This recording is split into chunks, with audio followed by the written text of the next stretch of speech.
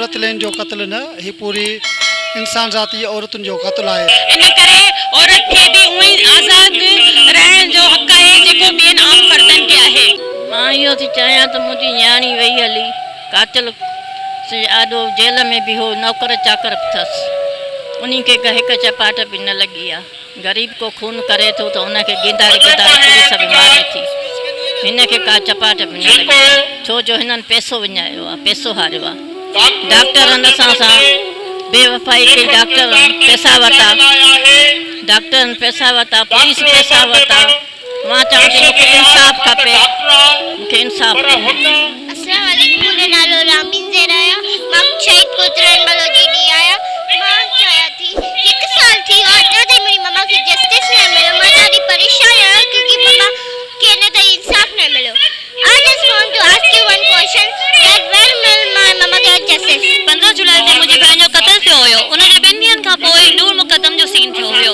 नूर मुक़दम जे scene में इमरान खान चयो त नूर मेरी बेटी है, छो जो नूर इस्लामाबाद जी हुई ऐं कुरतलेन जेको हुसैन जी हुई।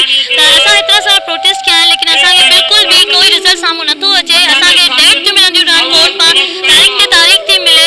एतिरा सारा महीना गुज़री विया, 9 महीना गुज़री विया आहिनि, अञा ताईं असांखे कोई इंसाफ़ न मिलियो आहे। हो पंहिंजे बैल जे मथां बैल अप्लाई थो करे। मां इहो थी पुछणु चाहियां त एतिरो फ़र्क़ु छो?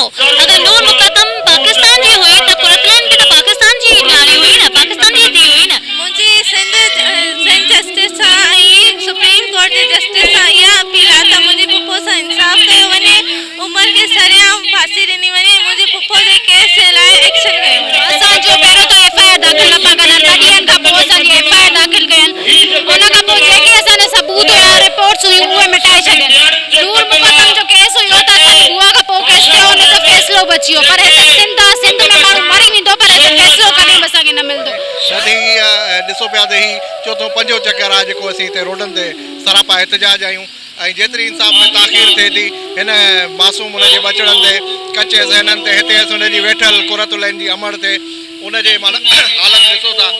ऐं इहे हुननि जी तरफ़ां इहे टैक्टिक्स बि हलनि पई, हुनजे माइटनि जी तरफ़ां थी कंहिं सुलह जी तरफ़ वञनि। बहरहाल असीं भेण जो खून जो सौदो न थियणु ॾींदासीं। ही क़त्ल सिर्फ़ु अधु कुरत लेन जो क़त्ल न, ही पूरी इंसान ज़ाती औरतुनि जो क़त्ल आहे। असां सम्झूं था इहो क़त्ल इंतिहाई तशवीशनाक ऐं औरतुनि सां सरासर नाइंसाफ़ी आहे। हिन क़त्ल जी असां पुरज़ोर मज़म्मत कयूं था ऐं असां चीफ जस्टिस ऑफ पाकिस्तान खां अपील कंदासीं त कुरत लेन बुलेदी सां गॾोगॾु असां जेके बि सिंधियूं, जेके बि न्याणियूं, जेके मर्दनि जो खाज थियूं आहिनि, जेके कातिलनि जे ज़हर जो निशान बणियूं आहिनि, उन सभिनी खे इंसाफ़ ॾिनो वञे।